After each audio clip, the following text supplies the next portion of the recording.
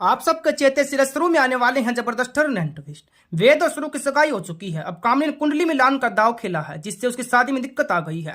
पंडित और आनंद राज के नाम पर अनिका सभी के मन में शक पैदा कर रही है कि वेद और शुरू की कुंडली आपस में मेल नहीं खाती। वेद की मां ने भी शुरू और वेद की शादी तोड़वाने का फैसला कर लिया है। उन्होंने वेद के सामने एक शर्त रखी है और खाना खाने से मना कर दिया है। उन्हें डर है कि अगर वेद की शादी शुरू से हुई तो वेद के साथ कुछ गलत होगा। अनिका वेद और शुरू को अलग करने के लिए संभव कोशिश कर रही है। अनिका ने पहले वेद के सामने शुरू के बारे में गलतफहमियां पैदा की थी और बाद में शुरू को रास्ते से हटाने की भी कोशिश की थी, जिससे शुरू अस्पताल में भर्ती हुई थी।